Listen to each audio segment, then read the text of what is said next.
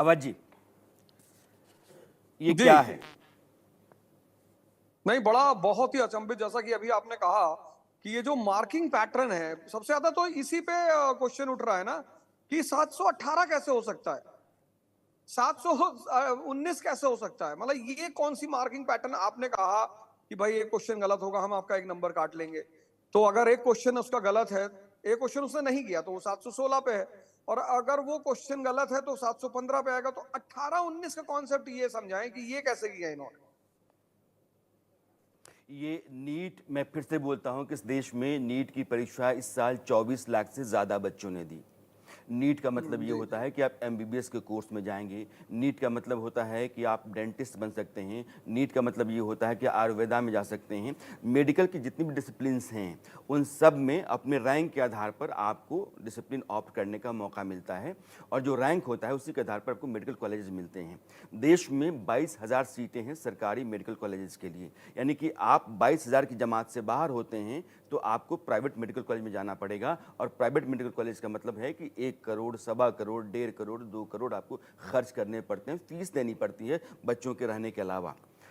अब जो माँ बाप अपना पेट काट करके, अपनी पूरी ज़िंदगी खपा करके अपने बच्चे को डॉक्टर बनाना चाहते हैं, उनको पता चलता है कि बेटे ने 650 स्कोर तो किया है, उसको पहले मिल रहा था सरकारी मेडिकल कॉलेज, लेकिन इस बार नहीं मिलेगा, क्योंकि इस बार तो गजब का खेल हुआ है।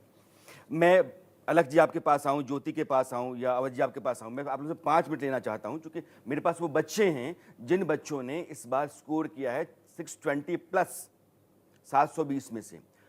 मैं चाहूंगा बेटे आप लोग अपनी बात रखो। बिल्कुल, यहाँ पर हमारे साथ कई स्टूडेंट्स और उनके माता पिता भी यहाँ पर मौजूद हैं। मैं चाहूँगी वो एक बार अपना एक एक्सपीरियंस हमें बताएं। हाँ जी मैम, मेरे 643 मार्क्स आए हैं। लास्ट ईयर मैं इस मार्क्स पे एक गवर्नमेंट कॉलेज, एक अच्छा गवर्नमेंट कॉलेज एक्सपेक्ट कर रही थी, लेकिन इस साल अगर मैं इन्फ्लेशन को लगा के भी मैं मेंटली प्रिपेयर्ड थी कि 16,000 17,000 भी जा सकती है, लेकिन मेरी रैंक 35,500 बन रही है। तो उस हिसाब से तो मुझे अपने स्टेट में कहीं भी नहीं मिलेगा। तो अब मैं इस मार्क्स के साथ भी क्या कर सकती हूँ? कुछ भी नहीं। मतलब 640 मार्क्स के ऊपर भी अगर हम नहीं एक जीएमसी एक्सपेक्ट कर सकते हैं तो फिर कितने मार्क्स पे करेंगे? पीछे देना बेटा, जिन बच्चों ने एग्जाम दिया आप लोग अपनी बात रखो।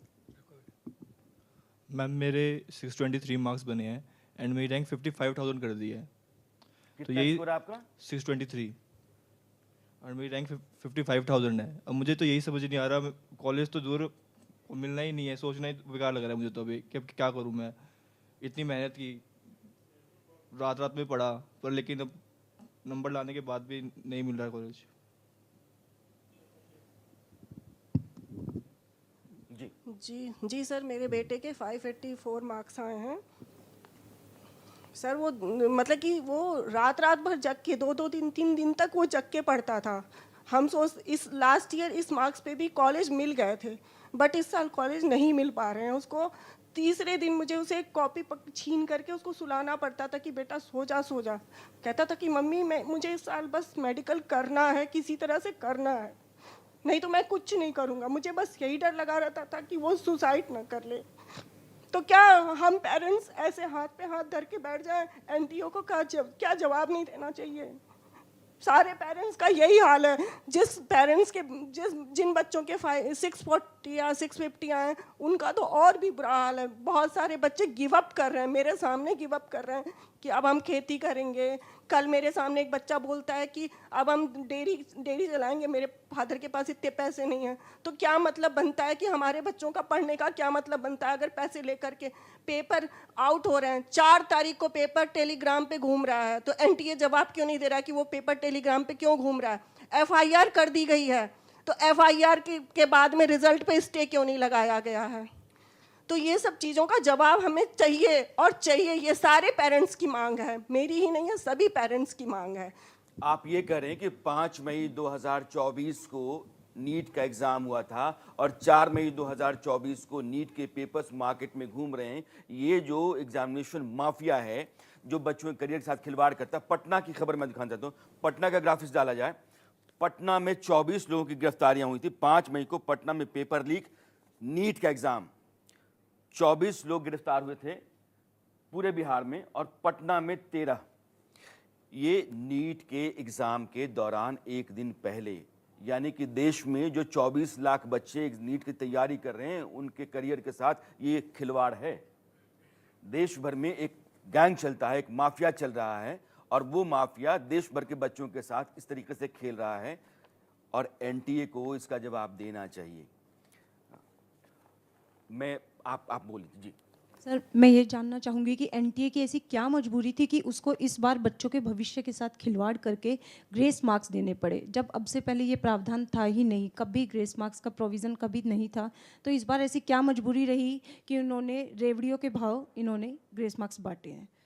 अवध जी, ये ग्रेस मार्क्स कभी प्रोविज़न में नहीं है। मैं चूँकि उनके जितने भी नियम कायदे हैं उसको लगातार मैं पिछले 3-4 घंटों से पढ़ रहा था, तो एनटीए ने ऐसा कोई प्रोविज़न नहीं रखा कि ग्रेस मार्क्स दिया जाए। वो कह रहे हैं कुछ सेंटर्स पर देरी हो गई पेपर बांटने में, या गलत पेपर चले गए थे तो बच्चों का समय ख़राब हो गया तो हमने ग्रेस मार्क्स दे दिया। अरे भैया, री एग्ज़ाम करा लेते तुम, जब तुम्हारे यहाँ प्रोविज़न नहीं है। ये पूरी धांधली लग रही है।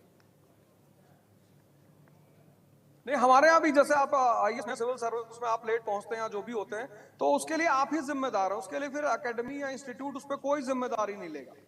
ये कहना कि भाई बच्चा देर में आ गया और जो है, आप अपने प्रोविजन को एट अ मोमेंट कैसे चेंज कर सकते हैं?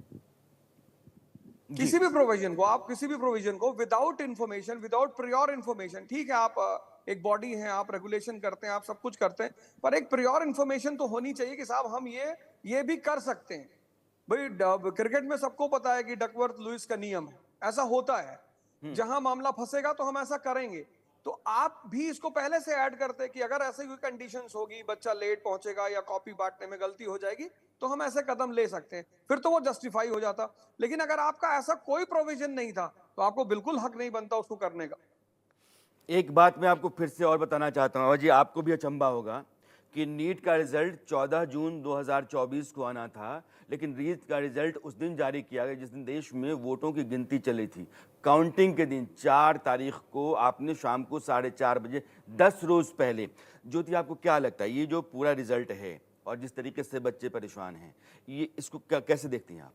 पूरी तरह से धांधली की गई है, इसमें कोई भी संदेह की बात है ही नहीं सर। साफ साफ हर शब्द, हर मुंह का एक ही शब्द है, री एग्जाम। क्यों नहीं करा रहा एनटीए नी एग्जाम? क्यों नहीं करा रहा? क्या कारण है? अगर जो टॉपर्स कैंडिडेट हैं उनमें कैलिबर, बिठा लेते हैं बायो की फैकल्टी को और पूछ लेते हैं चंद सवाल, है कैलिबर तो दे जवाब सर। मैं कोटा जो है बहुत बड़ा सेंटर है मेडिकल की तैयारी के लिए। देश भर के बच्चे, आज जिस बच्ची ने सुसाइड किया वो कोटा में रह रही थी, मम्मी और भाई दोनों उसके साथ रहते कि बेटी पढ़ के क्वालिफाई कर जाएगी, डॉक्टर बन जाएगी, और एक बड़ी जमात बच्चों की रहती है।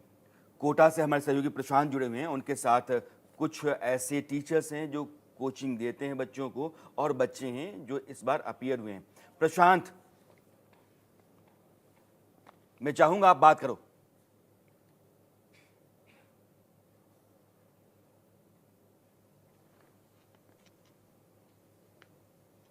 से ज़्यादा सुसाइड नगरी के नाम से ज़्यादा प्रचलित है। मैं तस्वीरें दिखाना चाहूँगा, ये तमाम बच्चे वही है जो पिछले कई सालों से नेट की परीक्षा की तैयारी कर रहे थे, और जब परिणाम आए तो परिणाम कुछ इस तरीके से थे कि ये बच्चों के मायूस चेहरे वो तस्वीरें बयां कर रहे हैं। सबसे पहले सुनील जी हमारे साथ है। सुनील जी, आपसे वो गणित समझना चाहेंगे क्योंकि आप पिछले कई सालों से बच्चों को नेट की तैयारी करवा रहे हैं। 718, 719 इस नंबर का ये जो नंबर रेशो है, ये किस तरीके से पॉसिबल? सर, सबसे पहले तो मैं इंडिया न्यूज़ का धन्यवाद देता हूं, और सभी दर्शकों को मेरा नमस्कार कि आपने हमें सपोर्ट किया। अभी जो 718 और 719 मार्क्स आया है, इस पे एनटीए ने ये कहा है कि हमने नॉर्मलाइजेशन किया है। मेरा आपसे एक क्वेश्चन है, ठीक, आपने नॉर्मलाइजेशन किया है, कोर्ट का ऑर्डर आपने माना है, 2018 का ऑर्डर आपने 2024 में माना, पहली बात तो ये है। 2023 में भी बच्चों के साथ ऐसा हुआ था, इवन सवाई माधोपुर में भी लास्ट ईयर हुआ था कि बच्चों को लेट पेपर मिला था, और भी बहुत सारी जगह हुआ था। उस टाइम आपने क्यों नहीं किया? चलो, इस साल आपने अगर किया है तो 717 नंबर क्यों नहीं आए किसी बच्चे के? 718 या 719 ही क्यों आया है? 714 क्यों नहीं आए हैं? 713 क्यों नहीं आए हैं? आप